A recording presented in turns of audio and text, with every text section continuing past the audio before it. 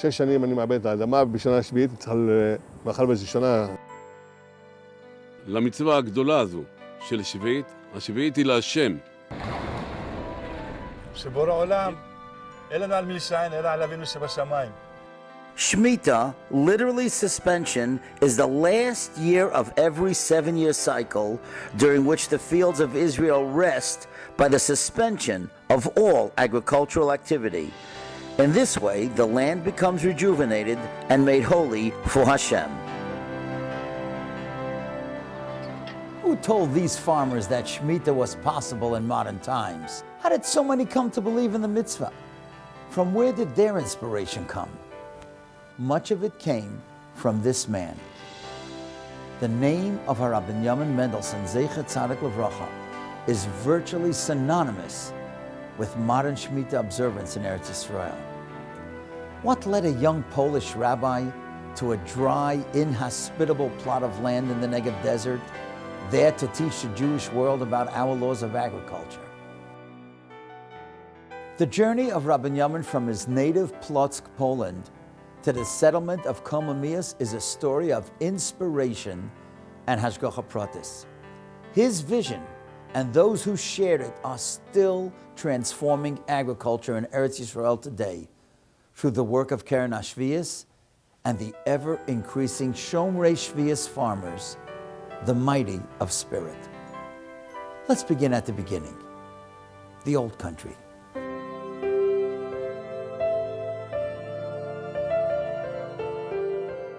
Wherever Jews went, there was always a special high tax. When it came to Poland, they were welcomed the first years.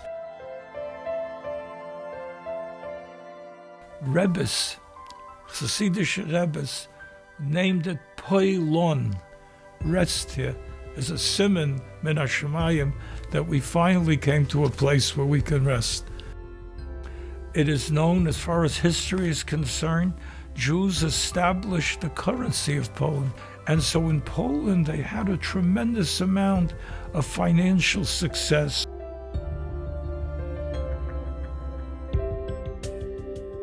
There was a Yid, Rabbi Yamin Mendelssohn, Zecher Tzadik Levracha, the son of Rab Mendelssohn, who came from Plock.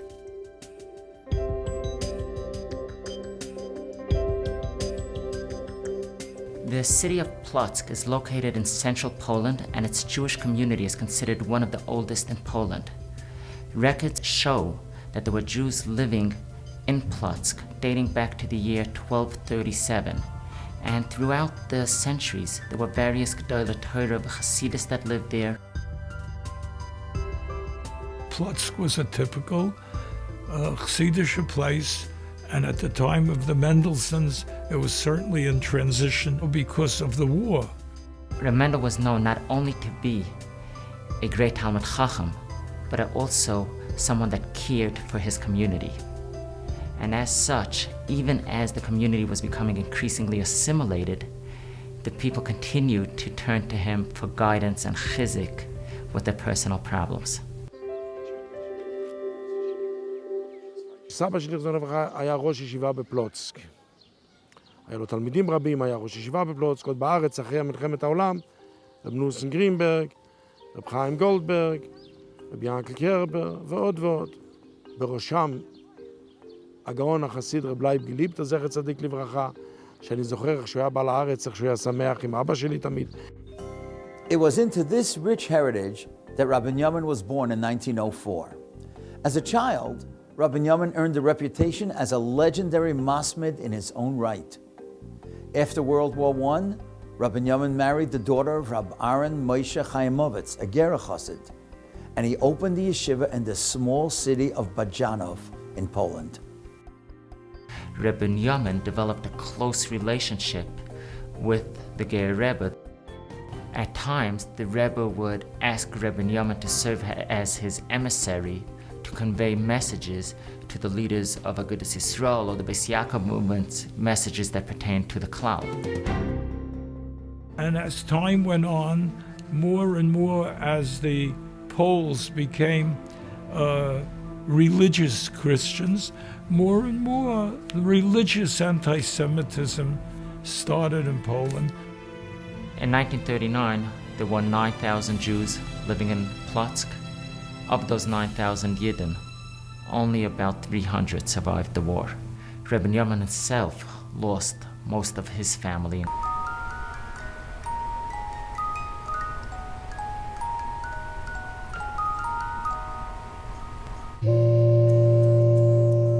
Armed with a bracha from the Ger Rebbe, Rabbi Yamin left Poland in 1933 to fulfill his dream of living in Eretz Yisrael. His reputation preceded him, and he was immediately hired as a Rav of the city of Kiryat Ata near Haifa. And around him was a wonderful, nice community on people who shomer Torah or mitzvahs, and very beautiful place. Secular Zionist leaders in Eretz Yisrael had a vision what they wanted the state of Israel to look like. As part of that goal, they strived to assimilate the refugees as they were arriving at the shores of Eretz Yisrael. And later he decided, no, it's not enough. He wants to come to settle in a place that you have to walk in the fields. Many religious Jews wanted to settle the land. There was that pioneering spirit, but at the same time there was the challenge of doing that according to halacha. Around the 1880s, when there were many Yidden that came to Eretz Yisrael, and many of them were farmers, and when those Shmitah years came, and there was no Keren Hashvias to support them, it was a crisis. Many Gedolim at the time got together by writing to one another, and they came up with what they called the ותמיכה. That if Eretz Yisrael be sold to a non-Jew, then it, according to many poskim, it takes off the Kedushas Shvias. According to almost all the Shitas, Shmitah b'zman hazeh is only midrabanan, and so that would be a way how to work things out. The Agudas Yisrael was creating several settlements, and in 1949, the Moshav of Krohn was established under the direction of the Chazon Ish.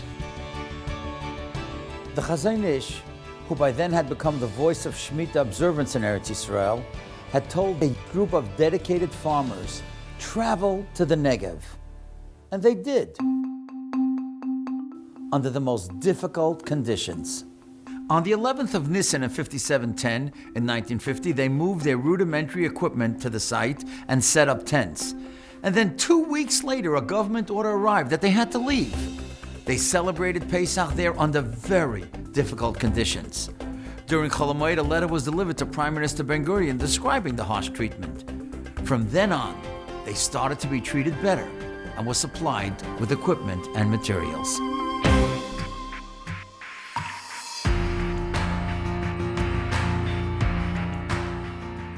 The village of Krohn is in an area that all around is not cities, not anything. There is only other villages. Meanwhile, the secular Zionist leadership had taken control of the rabbinate of the city of Kfar Ata.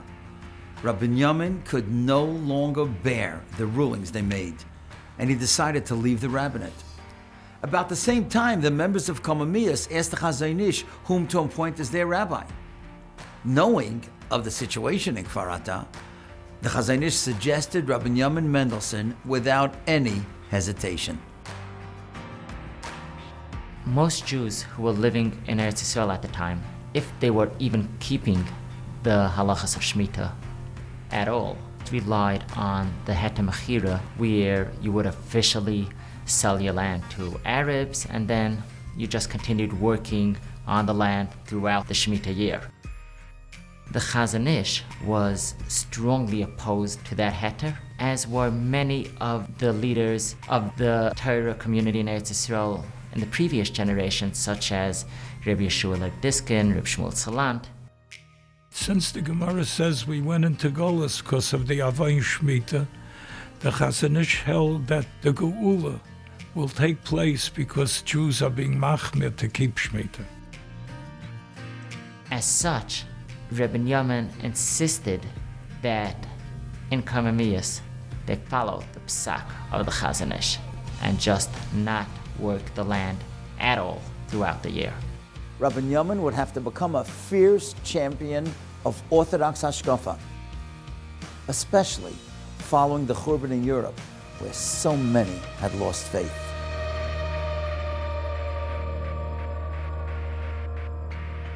אבל לא אמר ככה, כתוב בשולחן ערוך אור החיים בסימן רע"א, שאם עושים קידוש על יין, מכסים את הפת, שלא תראה הפת בושתה. כמה אנחנו צריכים לראות שלא תראה אדמת ארץ ישראל בושתה, ויעבדו בה בשמיטה חלילה.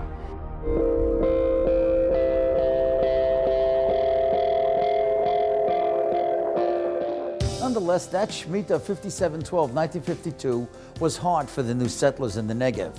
The people were living in tents and had little to support them. Harder still, when Shmitah ended, they had no wheat to plant for the coming season and little money to purchase seed. The Rav sent people to the nearby community of God to purchase a supply of low-quality seed, cracked and wormy, suitable for livestock feed, but little else. The very night after Rosh Hashanah, 5713, the tractors went out to plow the fields. For the whole period of the plowing and sowing, no rain fell. On the instructions of the Rav, they hung signs on the tractors that read, "We believe in the one who lives forever, and only after Shmitah do we sow." Then they sowed the damaged wheat. A short while after, rains fell on the fields of Komemius, and the harvest was extremely blessed. But in the rest of the entire surrounding area that had been sown during Shmitah, the entire crop was lost. When the representatives of Kibbutz Gat saw the crop of wheat from Komemius, they came to the Rav to complain. They claimed that when they sold them the wheat, they sold it cheap, at the price of cracked and insect-infested wheat. But when they saw the resulting success, they asked to be paid at the price of wheat for sowing. The Rav gave a ruling that they should compensate the kibbutz with another third above the normal price of wheat. The rabbi of Komemius had reached his pinnacle. One resident recalls how on the Rosh Hashanah night of a Shemitah year, he would look across the shul and he would see the pure joy and immeasurable happiness radiating on the face of Rabbi Yamin. הכרתי את הרבי ימין מנדלסון בילדותי, שהוא היה יושב עם הרב שלנו, הרב רוזנברג, והתחילו לדון מה עושים בעצם, איך אנחנו עוברים שמיטה, איך אנחנו מתפרנסים ואיך אנחנו ממשיכים הלאה. ובילדותי התרשמתי מאוד מיהודי כזה צדיק, איזה מלחמה, איך הוא נלחם בשביל לשמור שביעית, ועזר כמה שיכול לעזור. ועד היום האמירות שלו ואותם התפילות שלו עומדים לי בכל שנה לפניי, ואני מצליח בזכותו, בזכות הרבנים, אותם הרבנים, הרב ימין מנדלסון והרב רוזנברג, לעבור כל שמיטה ושמיטה כהלכתה ולהמשיך הלאה. When I came from Kfarata, the Chazanish asked me how many people came with me, and I replied, more than 1 million. I saw that he was amazed, and his face shone from the fact that there are Baruch Hashem people who are meticulous about this mitzvah. Afterwards, when the question of my Rabbanus came up, whether I should stay in Kfarata with 20,000 people or go to tiny Komemius, he ruled that it is better to be in a special settlement that is run according to the Torah.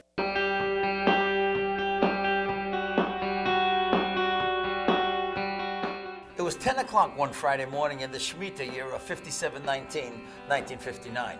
The residents of Komemius looked up to see black clouds of locusts approaching the settlement, leaving behind them barren fields and loss without measure. The people were petrified that the locusts would destroy their crops as well.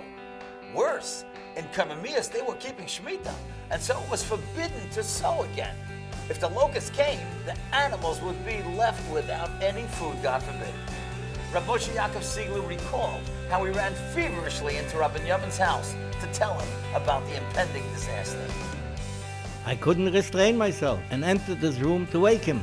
When he heard from me what was happening, he answered me that the whole concept of observing Shmitah is above nature, and therefore so is everything with the locust above nature, and we would yet see the salvation of Hashem in Shmitah. Then They went back to sleep as if nothing had happened. And indeed, immediately when they reached the borders of Comenius, the locusts turned around and went back the way they had come. An open miracle had taken place in front of our eyes. Not even one locust had entered the fields of Comenius. They went to other fields, but without even touching the edge of the camp of the mighty in strength. That is, the Jews who carry out the bidding of Hashem with devotion and self-sacrifice. All the children of the Talmud Torah stood outside as it was their break time, and they saw the great miracle. When the post office van entered the settlement completely covered with locusts, they all ran over to see it. There was a Nes Goli that took place in Comenius, and there was a controversy among Gedolei Israel whether on one hand they should be mefarsim the Nes, or better one not to be mefarsim, there would be an ayin hara. Word of the success of that moshav that keeps Shmitah spread quickly. Rabbi Yamin's Kehillah became a model of observance for all of Eretz Yisrael.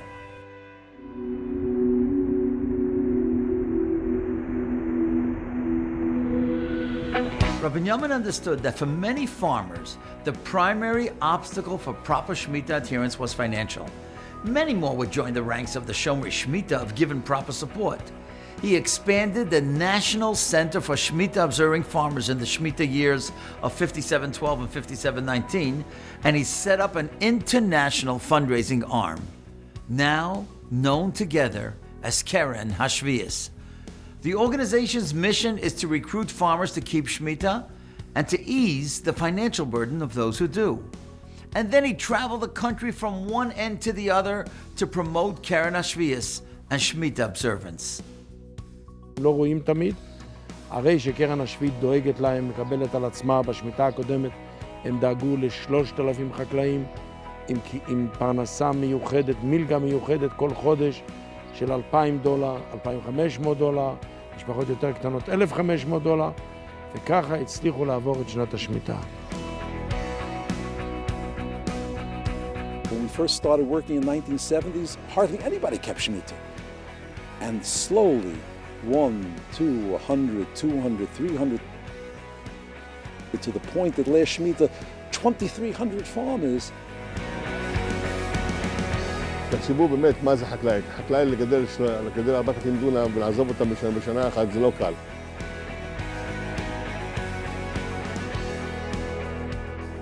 זה לא הבעיה השנה השביעית. השנה השביעית איכשהו נעבור את זה, אבל אחר כך השנה השמינית אנחנו 5 משפחות. צריכים להתפרנס.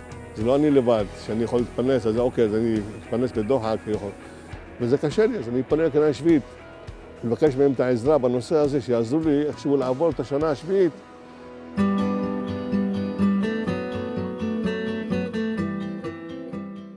Of all Rabbi Yamin's incredible accomplishments, lesser known was the Comenius matzah factory, which he built so that the people of Comenius could afford shmura of the highest quality. האדמה אשר אנחנו עכשיו עליה אדמת קודש היא. זוהי מאפיית המצות המהודרת והמפורסמת של קוממיות קרוב ל-70 שנה. כל גדולי הדור, רב לנדו זיכרונו לברכה לפני שהיה, רב מוישה עד שהיה למאפיית מצות היה בא לפה, רב חיים גריינמן, סלבודקה, רב משה אריה פריינד, הרב של ירושלים, מגדולי צדיקים וגויין הדור, כל גדולי ישראל, כל החוגים, חסידים, בני ישיבות, חזונישניקס, קימם ורומם את מצוות השמיטה, וקימם ורומם מצות עבודת יד בהידור, אין דומה לזה. To this day, Comenius matzah is one of the most sought after shmura matzah in the whole world. The techniques learned at Comenius, both in farming and in marketing the idea of keeping the Shmitah, would be transmitted across the entire country. Emissaries would go out from the remote Negev settlement, armed with their hard-won knowledge and supported by the tales of Hashgacha Pratis, divine providence, that follow farmers who keep the Shmitah.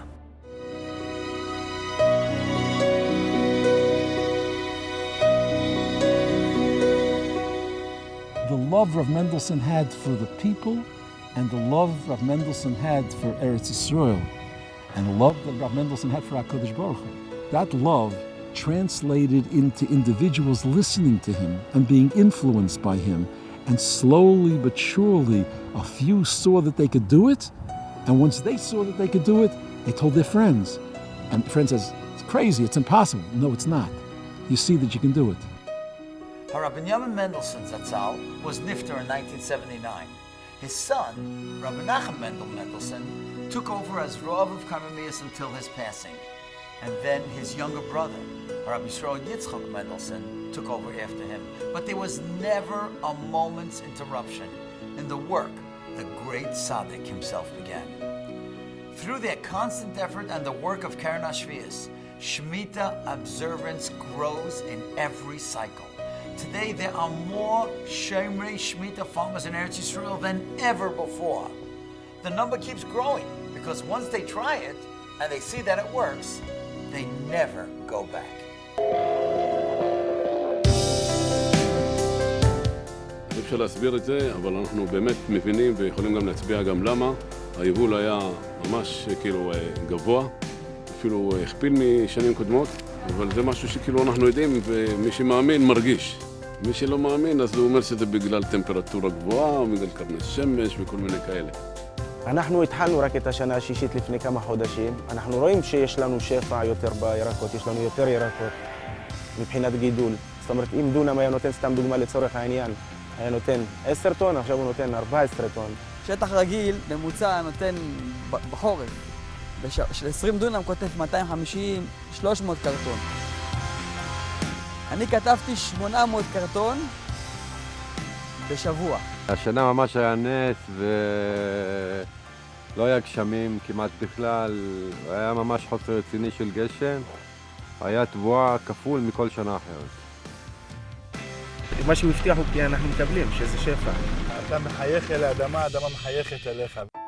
היום אנחנו זוכים לראות את חזונו של אבא זיכרונו לברכה מתקיים במלוא הדרו, כשיש ברוך השם אלפי חקלאים שומרי תורה ומצוות שהם שומרי שביעית ברחבי ארץ ישראל, לכתחילה בשמחה, בהידור של מצווה בכל רחבי הארץ, בזכות מצוות השמיטה נזכה לגאולה שלמה בקרוב. Thousands of farmers all across Eretz Yisrael, each growing different crops and following different practices, but every one of them sharing knowledge of the work of Rabbi Yamin and crediting Keren HaShvius with making it possible to keep the mitzvahs of the land. The Gemara tells us that the mitzvah of Shmitah is directly tied to our redemption, the Geula. Few have done more to bring us closer to that day than Rabbi Yamin Mendelssohn, Zecher Tzadik Livracha.